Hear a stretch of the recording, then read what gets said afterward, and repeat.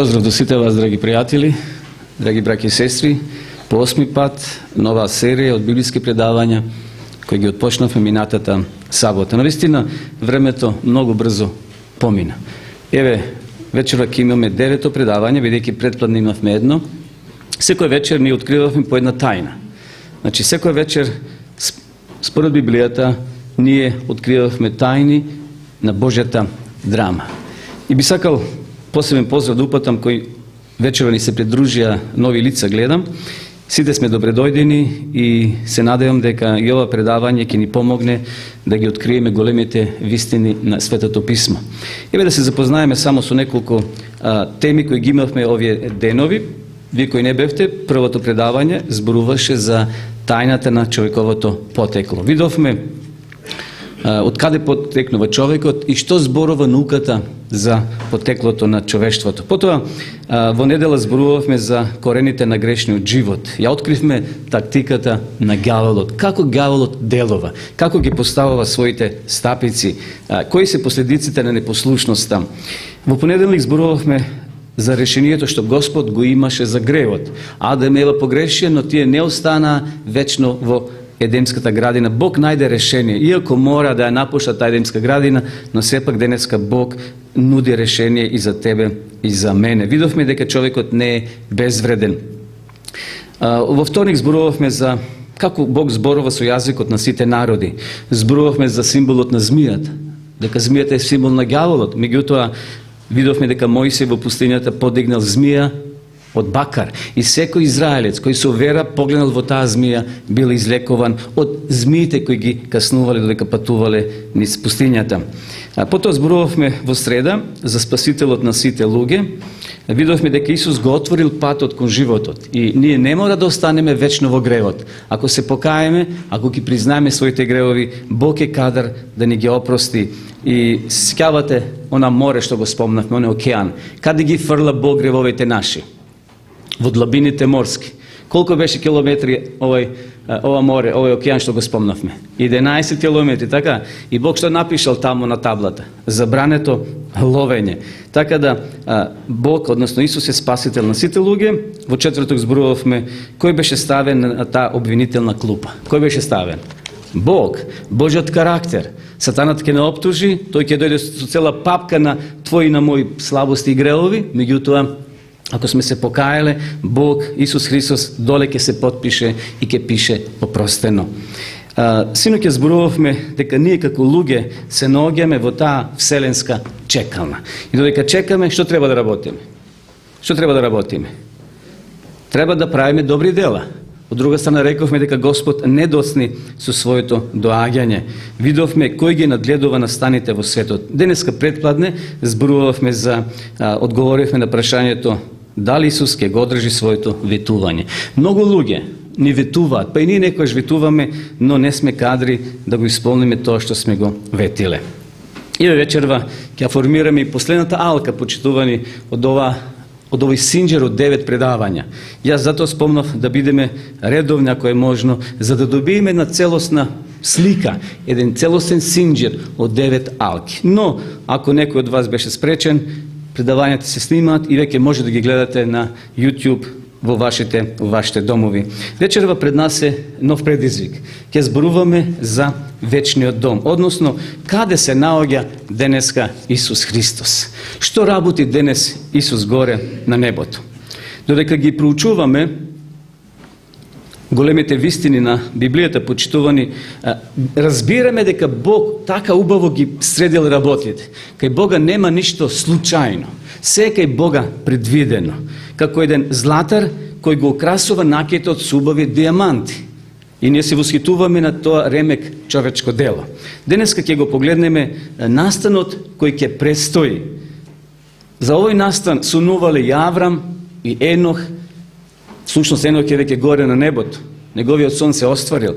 Меѓутоа, останатите патриарси и пророци копнееле за тој ден што ние денеска ќе го проучуваме, односно настан кој ќе следи наскоро во иднина. Самиот почеток, сакам да ви открием нешто, дека ќе има среќен крај. Значи, нема да биде, ние синоќа зборувавме дека ќе има неволји, ќе има проблеми, ги третиравме знаците во природата, односно светските збиднувања, дека живееме во еден сив свет кај што се случуваат огромни чуда, односно неправди на луѓето, страдат луѓето во војни и во проблеми, но сепак на крајот ќе има среќен крај. Бог ќе се потпише на крајот со својот потпис. Ајде да одиме вечерва да размислуваме за еден пример, за една зграда. Ова зграда се вика Empire Building е облакодер, кој станал символ на градот Нью Йорк. Зградата, знаете колку е висока? Ова зграда е висока ни малку, ни повеќе 442 метри. 442 метри ова зграда е висока. Има 6500 прозорци. Самата должина на телефонските кабли кои се инсталирани во ова зграда изнесува 6200 километри. Отприлика кое е растојание 6200 километри? Многу долго. А должината на водоводните цевки е 90 километри. Замислете како е таа огромна зграда. Зградата има 73 лифта и отворена е за посетителите преку цела година. Околу 2,5 милиони туристи годишно ја посетуваат таа зграда. Еден татко со својот син одлучил да отиде и да го прошета и да се качат на највисокиот врв на таа зграда. Да уживаат во тој панорамски поглед од највисокиот спрат. Од 85-тиот спрат можело да се гледат бродовите кои од копното били оддалечени 60 километри. Замислите, на 85-ти спрат и може да видиш во простор од 60 километри да ги видат бродовите. Од 102-тиот спрат, под услов да нема магла, можеле да ги видат бродовите кои били оддалечени 120 километри. Тоа е негде преко Дукуманово, можеби и подалеко од Кавадарци. Таткото сакал на синот да му овозможи едно прекрасно искуство. Синот до тогаш бил само во една зграда која била висока некаде со 40 спратови. И влегле во лифтот, ова е лифтот, влегле внатре, а тие лифтови се движеле со неверојатна брзина. Многу брзо се движеле. Набрзо стигнале до 40-тиот спрат, а за неколку секунди биле до 50-тиот спрат. Потоа 70, 80, 90, така брзо се движеле со лифтот. Тогаш синот пошел да се загрижува. Го повлекол таткото за рака и му рекол: тато, дали Бог и ангелите знаат дека доаѓаме? Детето мислело дека брзината на лифтот со кој се движеле ќе ги однесе до небото. Почитувани, дали Бог знае, дали Исус Христос знае дека ти и јас одиме кон небото? Не постои лифт изработен од човечка рака кој може да не однесе до небото. Кој е единствениот кој може да не однесе до небото? Исус Христос вели: јас сум пат, вистината и животот. Единствено Христос е тој кој може и тој ќе го стори. И затоа ние како христијани кои читаме Библијата, го очекуваме неговото враќање и тој ќе го поведе својот народ не со лифт, туку на облаците тој ќе не земе и ќе бидеме заедно со него. Всушност, Исус Христос вели дека не врежал, тој стиго читавме во минатите вечери, не врежал во своите дланки. Рековме дека Исус не ги врежал грешните во левата, а праведните во десната. Не. Сите ние сме праведни пред Него. Сите ние сме деца Негови. Само едни се послушни, а едни се непослушни. Но на крајот судбината ние ќе си ја решиме како луѓе, бидејќи Бог од своја страна го отворил патот. Но што се случува, почитувани, кога Исус се молел во својата молитва? Ајде да проследиме. Оче, сакам и оне што си ми ги дал да бидат со мене, каде што сум јас, за да ја гледат мојата слава што си ми ја дал, зашто ме возлюби уште пред да се создаде светот. Овде Исус се моли за тебе и за мене. Прекрасна молитва. Исус не е себичен, почитувани. Гледате тој што вели: сакам и тие да бидат со мене каде што сум јас. А во претходните вечери читавме кога Исус се вознел, каде седнал? Од која страна на Отецот? Од десната страна. Тој со Отецот и Светиот Дух заедно планираат, заедно размислуваат и секој има свој дел во процесот на нашето спасение. Навистина прекрасна молитва. Исус се обраќа до својот отец и му вели: татко, оние кои си ми ги дал, да, оние кои одлучиле овде нова земја, значи одлуката е наша, почитувани.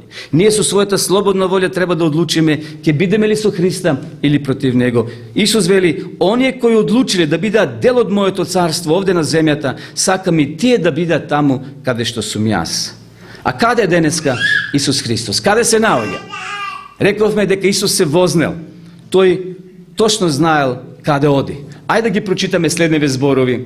Исус рече: не допирај се до мене, зашто уште не сум се вратил кај мојот Отец. Туку отиди кај браќата мои и кажи им: се враќам кај својот Отец и вашиот Отец, кај својот Бог и вашиот Бог. Гледате, тој е наш Бог.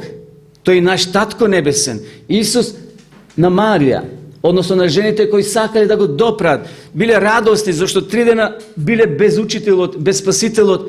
Исус вели: чекајте, уште не сум се вратил кај својот Отец. И навистина Исус заминал горе на небото, кога е завршил својата мисија или својот прв дел од таа мисија, зашто Исус треба да дојде по втор пат и конечно да ја заврши својата работа за нас овде. Оче, сакам и оние што си ми ги дал да бидат со мене каде што сум јас. Вистина, овде имам уште една молитва. Оче мој, ако е можно, нека ми одмине оваа чаша, но некако јас што сакам, туку како ти. Што мислите, почитувани, кога Исус би ги променил молитвите? Кога првата би била втора, а втората кога би била прва. Како ние тогаш би се однесувале? Што би било кога Исус би кажал: татко, сакам да ме одмине оваа чаша? Најверојатно Исус би се вознел горе на небото, би се вратил, а ние би останале вечно грешни на оваа земја. Би боледувале, а не би умреле. Едноставно би останале вечно на оваа земја грешни. Но Исус се моли во првата молитва: татко, сакам и оние што си ми ги дал да бидат со мене каде што сум јас. Дали сакаме да бидеме, почитувани, дете Божје? Не е седно како ќе одговориме на ова прашање. Некој може да одмамне со рака и да каже: не ме интересира тоа.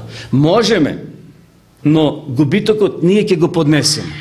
Јас синоќа спомнав со некого, кога разговаравме горе во горната просторија, повеќе се исплаќа да веруваме во Бога, отколку да не веруваме. И ништо да не биде од ова, а јас верувам дека ќе биде, повторно ние ќе бидеме посреќни, порадосни и ќе имаме своја цел додека живееме во ова земно тело. А знаеме дека Бог е вистинит и она што го кажал ќе го оствари. Овде Исус се моли, неговата волја била ускладена со волјата на Таткото. Исус ништо не правил, а да Отецот не знае. Навистина, Господ Исус Христос, кога заминал од ова земја, тој се упатил кон својот Отец. Никој не се искачил на небото, освен оној кој слезе од небото, Синот човечки кој е на небото. Библијата тврди, почитувани, дека Христос отишол на небото. И навистина, кулминација на Библијата и на последните книги од Светото писмо е неговото враќање. И Стариот Завет зборува за Христовото враќање. Меѓутоа, повеќе тоа го третира секако Новиот Завет. Тој ќе дојде и ќе ги собере своите и ќе ги поведе на најсигурно место.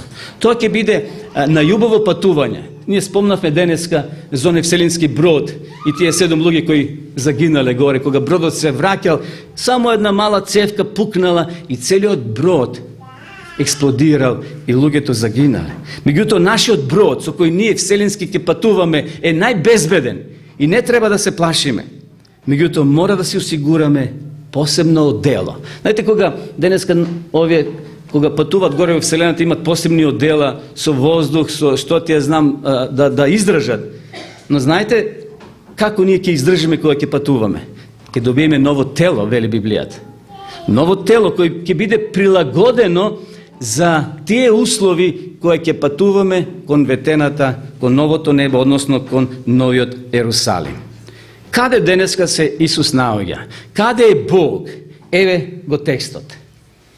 Знам еден човек во Христа, кој пред 14 години, не знам дали во тело, не знам дали вон телото, Бог знае, беше грабнат и издигнат до третото небо. Обратете внимание сега, ќе го третираме, значи третото небо денес, односно вечерва. Павле бил во видение. Апостол Павле. Тој не бил директен Христов ученик, но го прифатил Христа и станал апостол. Павле добива видение и вели, бев издигнат до третото небо. И за таквиот човек знам. Не знам дали во телото, не знам дали вон телото, Бог знае. Значи, Бог е на небото. А што знаеме ние почитувани за небото? Апостол Павле овде доживел едно такво интересно искуство. Кога читајќи Библијата, ќе стигнеме до овој наслов, до овие текстови, малку сме збунети. Павле не е овде сега во првиот ред па да го прашаме со дополнителни прашања. Чекај, Павле, ајде малци објасни ни. Какво е тоа небо? Колку постојат неба? Каде е лоциран Христовиот престол, односно престолот на Бога? Каде се наоѓа денеска Бог? Павле денеска не е тука. Но кога некој ќе ви каже, почитувани, живеам на улица, која да кажеме, Беласица. После третата кривина, во третата куќа, таму ја живеам. И вие доаѓате и ја барате таа улица Беласица. И кога ќе броите куќи, од кој број почнувате? Од првата, втората и во третата, томе живее. Павле вели, бев пренесен до кое небо? Трето небо. Ајде да броиме прво, второ, па трето. Кој е тоа прво небо, почитувани? Што знаеме ние за првото небо? Првото небо е атмосферата која обкружува нашата земја. Многу е важно да знаеме како Бог ја создаде нашата планета. Ние читавме во првото предавање, но ове вечерва ќе се подсетиме уште еднаш. Значи, кога Бог ја создал нашата земја, таа е обкружена со една обвивка која штити од многу штетни дејства, од штетни зрачења и ни обезбедува живот и воздух. Еве да се присетиме на тој текст. Потоа Бог рече, нека има свод среде водата и тој да ја разделува водата од вода. И така стана. И создаде Бог свод и ја одвои водата што е под сводот од водата што е под сводот. Така и стана. И сводот, атмосферата, што ја обвикува нашата земја, односно што ја покрива, би рекле, самата наша земја. Бог го нарече небо и виде Бог дека е добро и настапи вечер и настапи утро. Значи, почитувани, ова небо го создал Бог. Тоа небо нас не штити. Знаете, авионите летат некаде на 10.000 и 11.000 километри во висина. Таму може да биде студено од 50 до 60 под нула. Таму услови нема за живот, но Бог ја создал таа атмосфера да не штити нас. Замислете да живеете на планина минус 50 или 60. Но атмосферата околу нас е заштитен омотач кој не чува од тие зрачења и секојдневно не бомбардираат во јавноста да се сочува тој воздушен омотач, зашто со тие фреони, со тие отпадни работи хемиски што се испаруваат горе во Вселената, го пробива тој воздушен омотач и сонцето пржи, сонцето грее повеќе и затоа е забрането да се капеш, например, од 10 до 4 поплане, да би се заштителе од тие зрачења. Затоа што човекот со својата немарност ја уништува таа обвивка, што Господ ја создал за наше добро. Значи, небесниот свод, почитувани, не штити. При атомски експлозии се уништува озонскиот омотач. Тој гори како хартија која се витка. И подосна ќе читаме библиски текст, кога Исус ќе дојде, небото ќе се свитка како што вели Библијата? Како хартија, како книга. Значи, неговата функција е да ја заштити земјата од штетни материи и од смрзнување, како што капотот го штити човекот од студенило. Значи, кога Исус ќе се врати, овој дел на нашата атмосфера, односно првиот дел од ова небо, ќе изгоре, ќе биде уништено, ќе исчезне и ние ќе останеме без воздух. Но Бог затоа ќе приготви еден нов услов или телото наше ќе го прилагоди да можеме да обстанеме под такви услови. Текстот е на латиница, но еве јас ќе ви го прочитам. Да го прашаме Јов, кога размислува тој и како размислува за Бог како наш создател. Еве го текстот. Бог вели, каде беше ти кога ги поставував основите на земјата? Кажи ако знаеш. Кој ги определи мерките? Знаеш ли? Кој го обтегнува јажето околу нас? Врз што се зацврстени основите неизини? Кој го положи аголниот камен, кога ликува утринските звезди и кога сите Божји синови извикува од радост? Кој го затвори морето со врата и кога тоа се истрагна, та излезе како од утроба, кога облаците ги направив негова облека и маглата негова повивка? Ние луѓето не можеме целосно да ја сватиме Божјата големина. Не можеме почитување да го сватиме Бог како создател на нашата земја. Тој создал величествени услови нова планета. Но на жалост човекот од својата немарност и себичност ги уништува овие услови. Од една страна се градат фабрики. Оние бизнисмени експлоатираат. Па и овде сме ние, еве овој град Очевици. Воздухот е загаден. Зошто? Знаеме зошто. Значи некој преко прсти прогледува, за да не се спроведуваат законите кои ги има во оваа држава. Но на жалост, кој страда најмногу? Народот, обичните луѓе. И затоа Бог создал прекрасни услови. Меѓутоа тој омотач, тоа прво небо, кој треба да не штити нас, на жалост се повеќе и повеќе се уништува. Но тоа нема да биде секојаш така. Бог сака да докаже дека уште еднаш ние зависиме од Него. Ние зависиме од Бога. Навистина тој е создател. Еве, читаме текст во Еремија, која ќе му заечи гласот, водите на небесата шумаат, ги крева облаците од крајот на земјата, му создава молња на дождот, го изведува ветерот од неговите засолништа. Како што паѓа дожд и снег од небото непрекинато додека земјата не се напои, не се оплоди и не се зазелене, за да му даде семе на сејачот и леп за јадење. Наистина, Бог создал се. Бог знае точно колку ни е потребна температурата за да обстанеме на оваа земја. Бог знае точно составот на воздухот. Замислите да има повеќе едното или другото. Ако запалиш кибрид, може да дојде до експлозија. Но Бог ги составите така направил, за да бидат таман, да бидат добри за нашиот живот. Тој понатаму води сметка за оно што се случува на оваа земја. Исаја вели како што паѓа дождот и снегот од небото. И при крајот вели за да му даде семе на сејачот и леп за јадење. Дали се чувствувате пријатно почитувани што Бог на нашата земја покренал атом на животот? Кога ги посматраме годишните времиња, се чудиме од каде сега пролет доаѓа, се чувствува природата, еве сега зимата е на прагот, се чувствува тоа. Од каде овошките на пролет повторно цветаат? Дали е тоа случајно? Што ги покренува дрвјата да дават плодови? Која е гаранцијата на нашите земјоделци кога ова есен ја посеа пшеницата, а на пролет ќе порасне, подосна ќе донесе семе и ние ќе направиме леп од тоа семе? Еве го благословот. Од Бога е тоа. Бог вели за да му даде семе на сејачот и леп за јадење. Но на жалост некако луѓе се однесуваме кон ова библиска порака равнодушно. И тоа го прифаќаме како здраво и за готово, како тоа да е природно. Што мислите Бог тоа да го спречи една година? Ајде би имале некои резерви. Меѓутоа да нема 2 години сејдба, 3 години сејдба, што би се случило? Катастрофа. Навистина, луѓето би немале храна со што да се прехранат.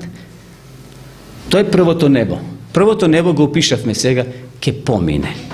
И ке дојде денот, Господов како крадец, во ноќно време, тогаш небесата со голема бучева ке ги снема. Небесата. И стихиите ке пламнат, и ке се разрушат, и се што е на неа ке изгори. На неа се мисли на нашата земја. Се што постои почитување еден ден ке исчезне, ке се претвори во пепел. Така вели Светото писмо, Библијата. Небото ке се распадне. Ке се распадне како хартија, ке се свитка и ние ке останеме без воздух. Тогаш ке се дознае кој припаѓа на Христа вистински, а кој не. Денеска сите ние сме како летно време во шума, се е зелено. Но ако отиде сега горе на Витачот или на Кожов, кои дрвја имаат лисја? Зимзелените, така? додека они листопадните скоро веќе ги нема.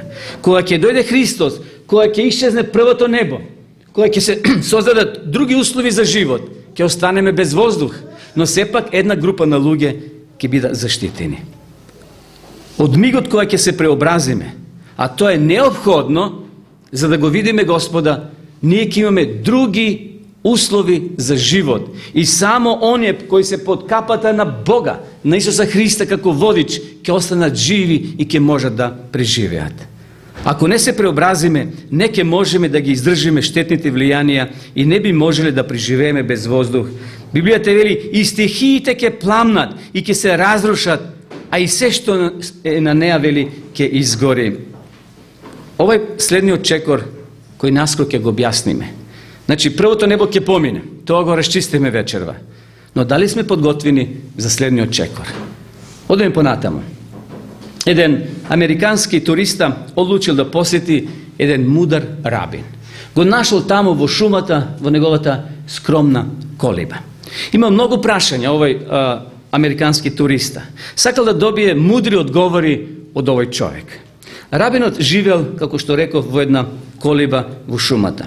Туристот некако ја нашол колибата, тропнал неговата врата, влегол натре и видел каде живее рабинот. Рабинот живеел во една сиромаштија, голема сиромаштија.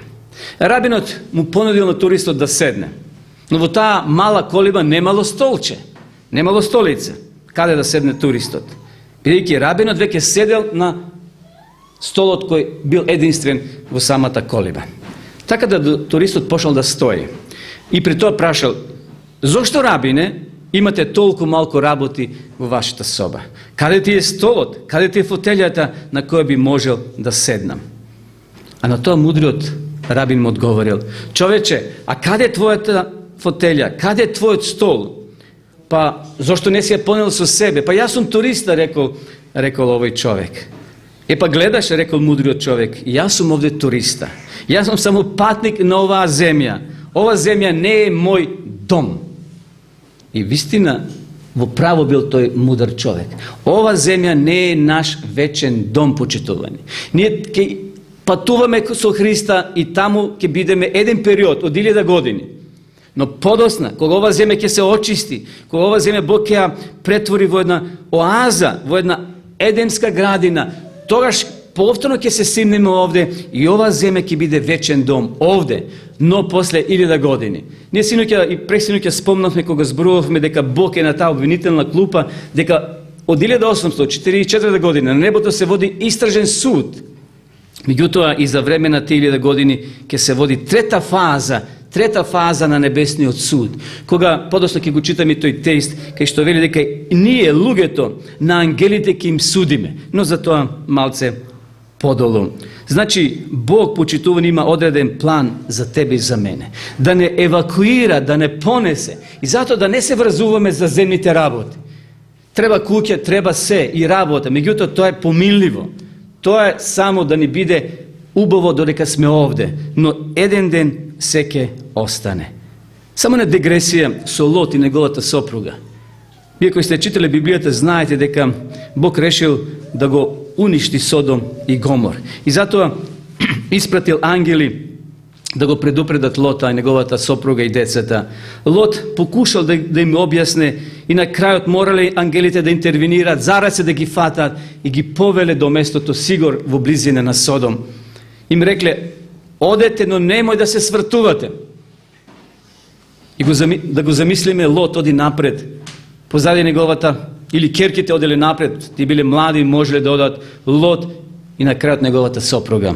Се оддалечиле неколку метри, стотици од градот, но жената на Лот, чие име не е запишено, била толку врзана, можеби за спалната соба, можеби за дневната соба, можеби за кујната, можеби за станот, за куќата, не знам што. Во еден миг се свртила и Библијата вели станала солен камен. Не е проблемот што таа се свртила и ние се вртиме. Меѓутоа проблемот бил што таа покажала непослушност. Низиното срце било повеќе во земните работи неголи послушност кон Бога. Зашто е врзано, почитуван пријатели, драги мои, нашето и твоето срце? Зашто сме ние врзани? Ајде да се врземе вечерва за Христа. да вечерва се поврземе со нашиот Спасител, кој ни нуди вечен дом. Не треба да платиме, не треба да одиме на аджилак, не треба да правиме некои тешки работи. Бог вели, поверувај, прими ме, признај, покај се и тргни со мене. Но ајде да одиме понатаму да кажеме нешто за второто небо. Ево што вели Давид. Небесата ја објавуваат Божјата слава, а за делата на рацете негови известува сводот небесен. Ден на денот објавува и ног на ногта знаење открива. Нема јазик, ниту пак говор во кој не се слуша нивниот глас. Сепак нивниот звук се разнесува по целата земја, а нивните зборови до краиштата на светот. Интересно е, во старо време човекот сватил колку е небото големо, огромно. Иако во почетокот луѓето ги броеле звездите и отприлика некаде околу 5000 звезди изброеле. И тие мислеле дека толку се. Но кога биле пронајдени тие големи телескопи, кога се вивнувале во длабочината на Вселената, луѓето биле восхитени и без збор останале. Милиони звезди, галаксии, тоа е нешто величествено што Бог создал во Вселената. Но овде Давид, кој често пати ги чувал своите овци на падините во Израел, се воситувал и ги напишал ове зборови. Небесата ја објавуваат славата Господова. Да, и ние денеска треба почесто да ги гледаме звездите и да се восхитуваме. Во една прилика Наполеон Бонапарта со своите 40.000 војници, со сета своја флота се префрлувал од Франција кон Египет. И така пловеле со денови и ноки. На еден брод пловеле императорот, значи Наполеон и неговите генерали.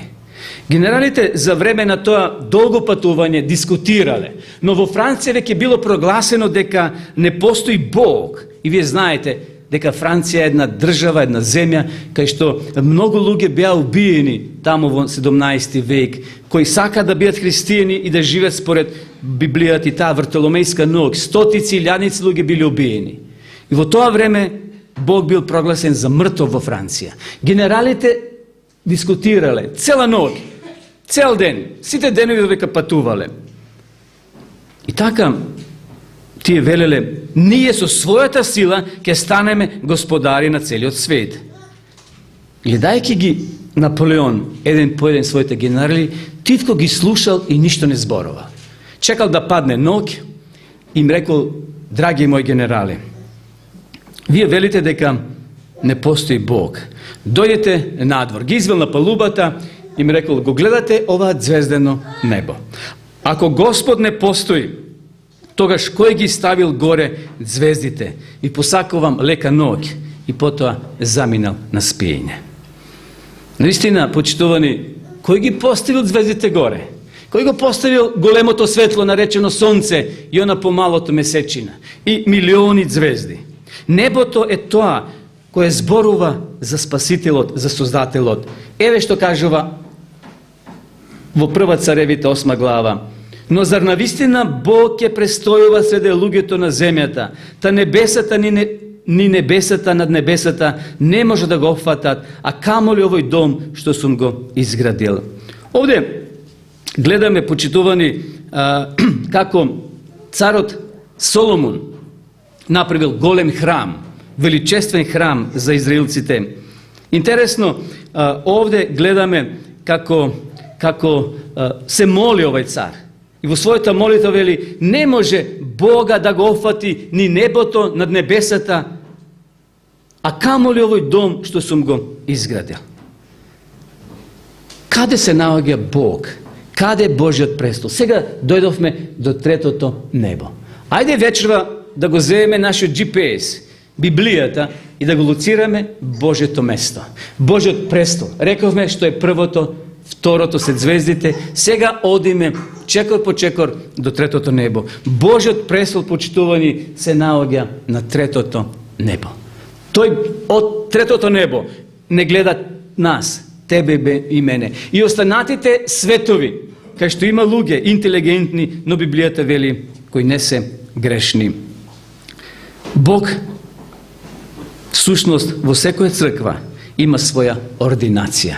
Ova prostorija je Božja ordinacija, kao što se Bog otkriva. Boga nije ne može da go stavime vo našite ramki, vo našite crkvi, no Bog je toliko golem, no i toliko mal, što može da vlezi vo tvojito i vo mojito srce, vo tvojito i vo moj dom. Žena na jedan lekar i niziniот sin šetale po gradot. Детето било мало и што туку почнало да чита, и знаете, малите дечиња кога читат, составуваат буква по буква. И така дошле до една црква и пишувало, а детето почнало да чита Божи храм. Ја погледнала мајка му и вели, мамо, дали овде живее Бог? Зашто пишувало Божи храм. Мајката го погледнала својот син и одговорила, не сине, Бог е на небото, но ова е неговата ординација. Бог има почитувани своји ординации многу на овај свет. И ова просторија, како што реков, каде што сме ние вечерва, е Божја ординација. Бог го исполнува целиот свет. Од него не можеме да се сокриеме, од него не може да побегнеме. Но сепак, иако е толку голем, Бог може да живее и во твоето и во моето понизно срце. Бог живее само во понизните срца, не во гордите. Бог е исполнува целата вселена. Иако велиме дека Бог е насекаде присутен, но сепак Бог има свое место на локација, каде што Бог престојува, каде што Бог го поставил својот престол. И еве го следниот текст. Соломон се моли, послушај ја молитвата на твојот слуга и на твојот израелски народ, кога тие ќе се молат на ова место, зашто тој направил храм и народот преку храмот упатувале молитва кон небото. Соломон вели, послушај од местото каде што престојуваш, од небесата и смилувај се. Бог е почитувани на небесата. Тој е горе на третото небо. Тој има свое место каде што престојува. Кога Павле пишува, а Павле ни е подлога за разбирање за третото небо, Павле вели дека на третото небо се наоѓа рајот. На третото небо се наоѓа рајот. Тоа е место каде што престојува Бог. А книгата на Откровение, ајде да читаме, малце ни зборува за тоа трето небо. Кој има уво нека чуе што им зборува духот на црквите. На оној што победува ќе му дадам да јаде од дрвото на животот што е среде Божиот рај. Ние спомнавме во минатите проучувања дека рајот Бог го повлекол и Бог поставил стража за да не влезат Адам и Ева и да јадат од она дрвото на продолжување на животот.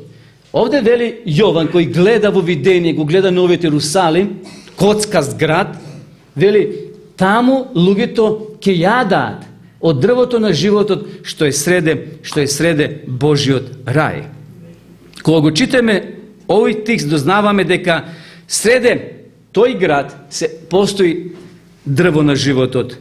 Во новиот свет ќе нема место за дрвото на познавање на доброто и злото. Нема потреба да има веќе такво дрво. Зашто тоа е минато. Бог ќе пресече. Повеќе нема да се појави. Некој ми постави прашање, што би се случило ако нов Луцифер се појави во новата друга вечност? Што мислите, што би направил Бог? Повторно би взел ризик да светот потрае нови 6000 години, нов грев, нов Исус, нова смрт, ново воскресение. Ке има ли тако повторување? Не. Ако се појави нов Луцифер, а нема да се појави, веднаш ќе добие она што заслужува.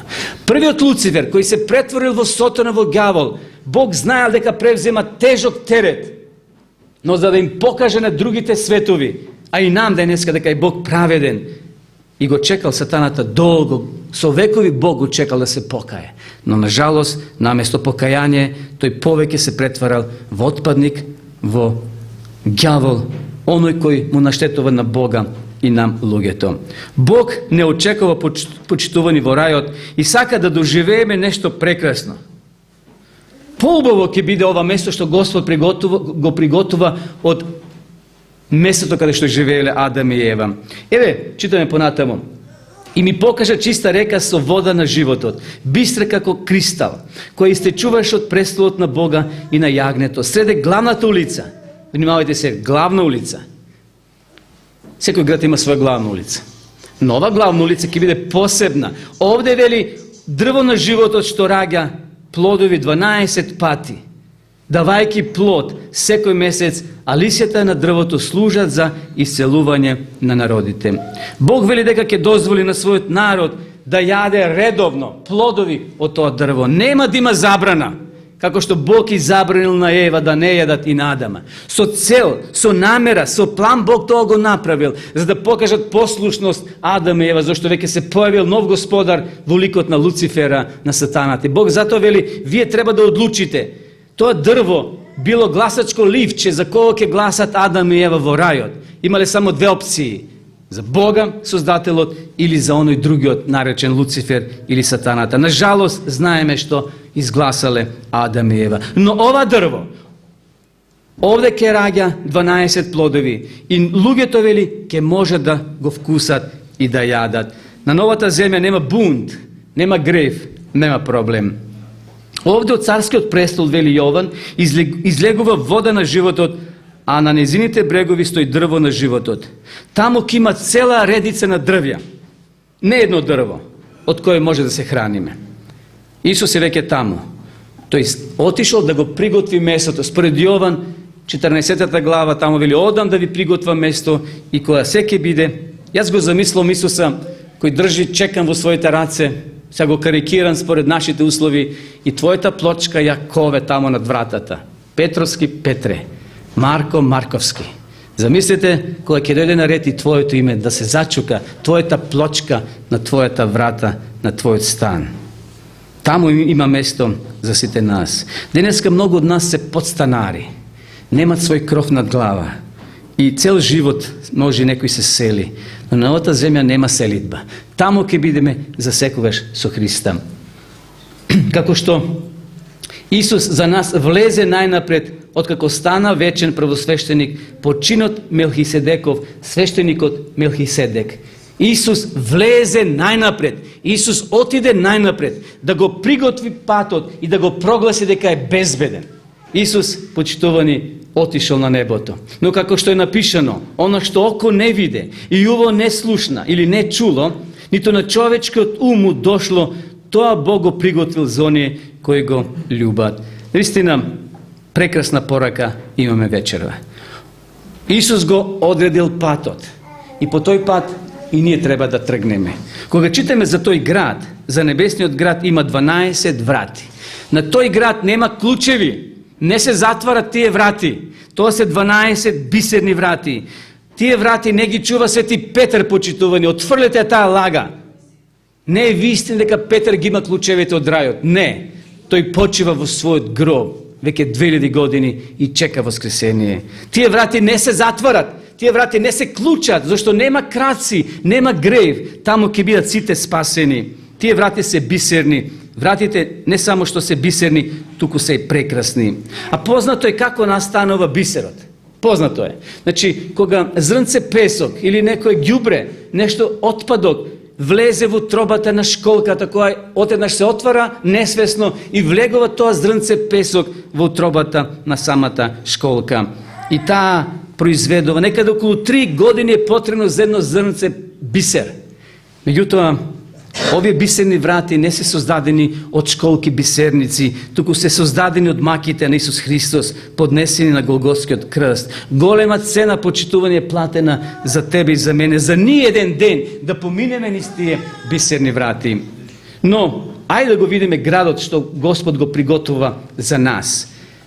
Пишува во Коринтјаните 1:2:9, како што е напишено, што око не видело и уво не чуло, ниту пак на човек на уму дошло, тоа Бог го приготвил за нас. Еден проповедник пишувал проповед во својата канцеларија. Малото девојче, негово девојче, дошло во просторијата и му рекло: "Тато, ајде те молам, дојди да си играме малку." Таткото ја погледнал и рекло: "Сине, дозволи да ја завршам работата за неколку минути и ќе дојдам. Ми треба само уште неколку минути." "Добро, тато, но знаеш што?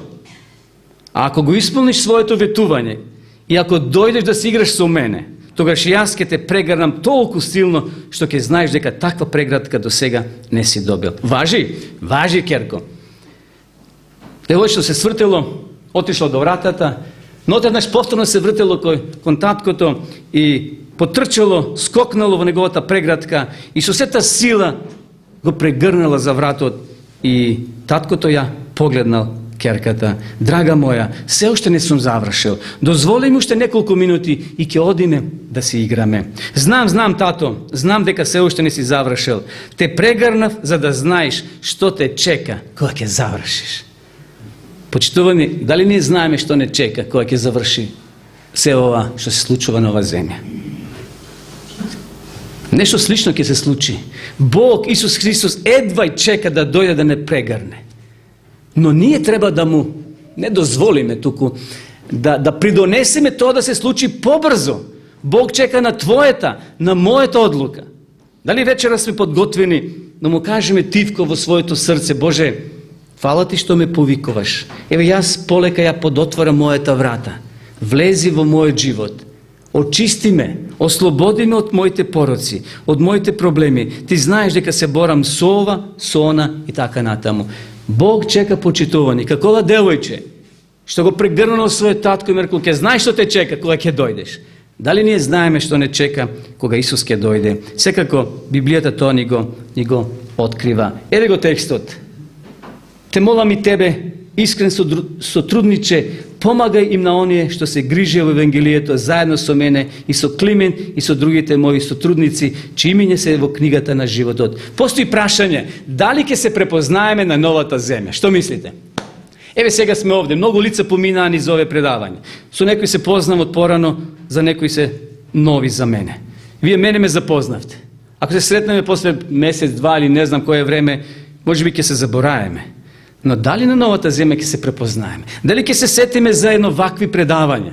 Дека сме зборувале за милоста Господова. Еве одговор што туку го прочитавме. Овде Павле вели во последниот дел од книгата, чии имиња се во книгата на животот. Значи ние ќе бидеме вистински на новата земја. Нема да бидеме некои духови, безлични духови. Туку Павле вели, чии имиња се запишани во книгата на животот. Бог, почитувани, го чува нашиот карактер, ја чува нашата личност. Според Библијата, ние нема ништо да понесеме горе. И тоа секој ден го гледаме на градските гробишта. Никој ништо не носи. Само ќе го понесеме нашиот карактер во ликот на нашето име. Ние ќе го понесеме нашиот карактер, но ќе се препознаеме. Како денеска се препознаваме оддалеку кога ќе видиме некоја фигура позната на нас? По одот, така се препознаваме. Секој од нас има специфичен од. Меѓутоа, ние ќе се преобразиме во младоста, ќе се вратиме. Значи, сите ние кои сме преку 20-30 години, Бог ќе не поврати во младоста, ако еден ден починеме секако, или ако бидеме живи, кога Исус ќе се врати на оваа земја. Еве уште еден текст, малце поблиско. Сега гледаме како низ огледало, нејасно, а тогаш лице во лице. Сега спознавам делумно, а тогаш ќе спознам совршено како што и сум спознаен. Значи, почитувани, и денес ни е пријатно кога ќе се сретнеме еден со друг. Се познаваме и се среќаваме, тоа е убаво. Но тогаш кога Бог ќе не врати во нашата првобитна состојба, кога ќе се преобразиме, кога ќе слушаме подобро. Знаете, денес некои од нас не слушат добро. Има ли такви? Има ли такви кои не гледаме добро? Користиме еве наочари. Кога ќе ги разбереме тајните на вечноста, секако дека ќе се препознаеме еден со друг. Да ни помогне Бог да се најдеме сите во Божето царство. Но постои прашање. Еве, да го читаме и овој текст на Џон Њутон. Еве тој што се чудел.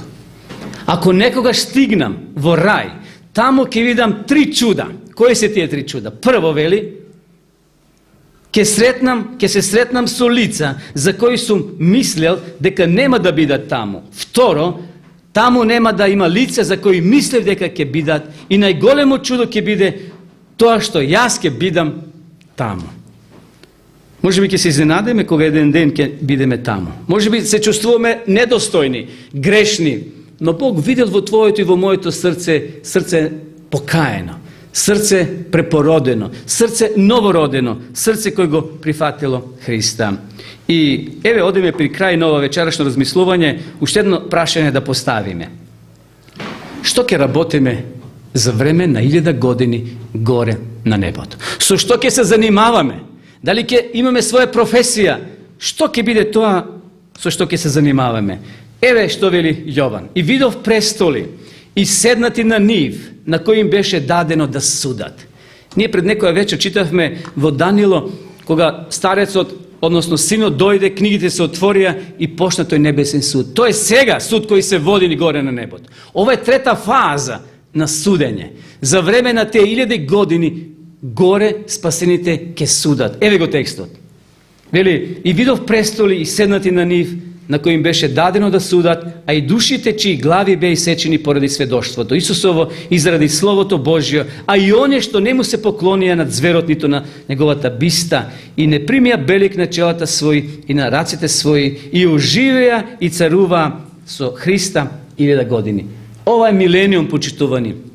1000 години поминати во вечноста. Тоа се наши, можеби, 11-12 век. Но на небото тоа ќе помине како секунда. Зашто нема да ни биде досадно. Тамо ќе има прекрасни услови за живот. Ќе има патување на другите планети. Да се посетат другите луѓе со кои може да разговараме, да се дружиме. Но ќе има еден процес, наречен судски процес. Над кого? Над грешните кои останале на земјава. Тие грешни нема да воскреснат, но ќе им се суди и на други, на ангелите, односно на демоните. Значи, на небото нешто ќе се случува. Еве Павле малце поблиску ни кажува. Текстот го имам овде кај себе. Не знаете ли дека на ангелите ќе им судиме? Да, на кои ангели? Нападнатите ангели ќе им се суди.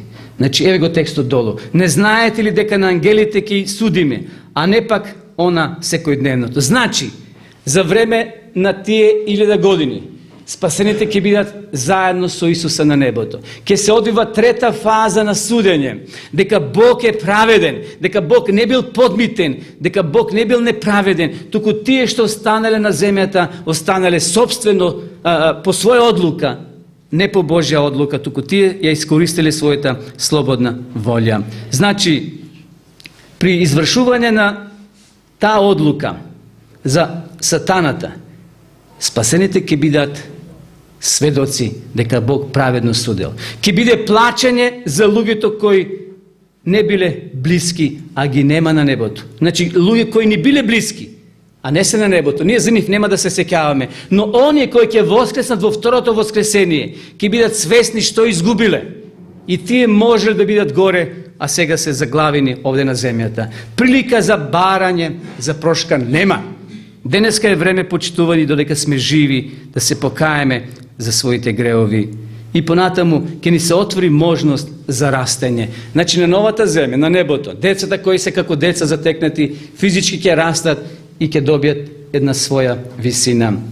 Морето ги поврати мртвите своји кои беа во него, смртта и пеколот ги повратија мртвите своји што беа во нив, и секој прими суд според делата своји. Значи, почитувани, ова е конечно, ова е крајот. Ова е личниот избор, твој и мој. Бога не смеме да го обвинуваме. Во која група ќе се најдеме? Ние одлучуваме. И понатаму текстот вели, и кој не беше запишен во книгата на животот, беше фрлен во огненото езеро. И ќе дојде денот Господов како крадец во ноќно време. Тогаш небесата со голема бучева ќе ги снема, и стихиите ќе пламнат и ќе се разрушат, а земјата и се што на неја ќе изгори. Бог сега ќе се повлече еден чекор. Ќе се повлече назад и ќе каже: драги мои, бидејќи не го баравте моето присуство, јас сега се повлекувам. Бог, почитувани, ќе се пресели на новата земја. Ова е навистина прекрасен настан. И еве што вели Јован: и видов ново небо и нова земја, зашто поранешната земја поминаа и морето го немаше веќе. И чув глас од небото како зборува: еве го светиот чатор. Ова ќе се случи, овие изјави, после 1000 години поминати на небото. Земјата е обновена, претопена, Бог создал нови услови за живење и Бог сега својот престол од небото ќе го пресели овде нова земја. Ова изјава, овој стар израз, скинија, тоа или шатор, еве го светиот шатор, светилиштето на Бога меѓу луѓето, и тој ќе живее со нив. Каква прекрасна изјава дава Јован. Бог ќе живее, вели, меѓу луѓето и тој ќе живее со нив. Тие ќе бидат негов народ, а сам Бог ќе биде со нив, нивниот Бог. Драги мои, дали сакате да бидете на оваа земја? Не треба пасош, не треба виза, не треба церемонии, не треба средства, не треба гаранција. Едноставно, прими го Христа, покај се, верувај и тргни со Него.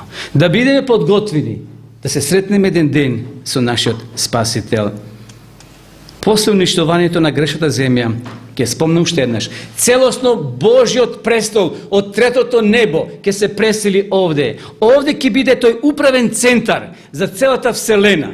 Каква предност ќе имаме ние? Затоа што сме најнапатена земја, затоа што сме почувствувале грев, смрт, другите светови тоа не го познават. Ние ќе имаме таква привилегија, Бога да го гледаме, да бидеме со Исуса, да се дружиме. И имам милион прашања што сакам да му поставам, а верувам дека и ти, и сите ние имаме прашање за Исуса. Проповедникот Винтли Пипс, тој еден христијански пеач, пее христијански песни, оди пред цареви, председатели и пее по цел свет. Тој зборува за својата вера, зборува за својата поврзаност со Христа и љубовта која има кон Исуса Спасителот. Во една прилика го запрашале кој е неговиот најголем сон. Знаете, сите имаме ние некои сонови своји неостварени. Еве што тој одговорил. Мојот сон е следниот. Знам, вели, кога мојот дом ќе биде завршен на новата земја. Го замислува. Во визија, во сон, вели, мојот дом кога ќе биде завршен од страна на Бога. Бог веројатно, вели, нема да го вароса мојот стан во моите омилени бои. Туку тоа ќе го остави јас да го направам. Потоа ќе го облечам, вели, работното одело и додека ги обелувам ѕидовите, ќе ја пеам најубавата песна што ја знам. Отворете на YouTube, ќе го најдете овој пеач. Прекрасно пее. Црнец е, меѓутоа има прекрасен глас. Одеднаш, вели, ќе слушнам тропање на врата. Тој тоа си го замислува. Ќе отидам да отворам, а пред мене стои самиот Исус Христос. Тој ќе ме погледне и ќе ме рече: Винтли, немој да се лутиш што те прекинувам во работата, но планирам да посетиме дел од вселената во која се уште не виделе спасен човек. Те молам, ајде појди со мене да видат како изгледа спасен човек. Секако, Господе, одговорил Винтли. Брзо ќе се пресвечам и веднаш доаѓам. Тргнуваме на патување. И Господ изненадно ме погледнува и ми вели: Винтли, јас ќе одржам краток говор пред небесните суштества, но ти дали можеш да отпееш една песна, прекрасна милост? Со солзи во очите ќе му одговорам: Господе, секако ќе отпеам песна. Почитување, ова е само размислување на овој Господин, на овој пеач, на овој христијански човек кој целосно му верува на Господа, кој пеел пред председателите на Америка. Често пати го викаат за Нова година, го повикуваат да пее. Тој чврсто верува во Христовото враќање. И затоа замислил на таква сцена, кога тој самиот ќе си го варал со станот, иако нема потреба, зашто Исус вели: одам да ви приготвам и кога ќе биде се готово, ќе се вратам да ве земам и вие да бидете со мене. Вистина, еве го текстот кој може да го читаме: ќе градат куќи и ќе живеат во нив, ќе садат лозја и ќе ги јадат плодовите нивни. Ова е само символика. Ова се однесува и за израелскиот народ кои биле во Вавилон и Бог им ветува: ќе се вратите назад, ќе садете лозја, ќе садите градини, ќе ги јаете плодовите нивни. Но овој текст сака да ни покаже дека на новата земја ние ќе имаме рекреација, нема да ленчареме. Нова земја, после тие 1000 години. Овде ќе се живее, но таа работа ќе не биде една врста хоби, неоптеретување. Волк и јагне ќе пасат заедно, а лавот ќе јаде слама како вол, а на змијата правот ќе биде храна. Тие нема да причинуваат зло и штета по целата моја света гора, вели Господ. Почитувани, Бог има план за тебе и за мене.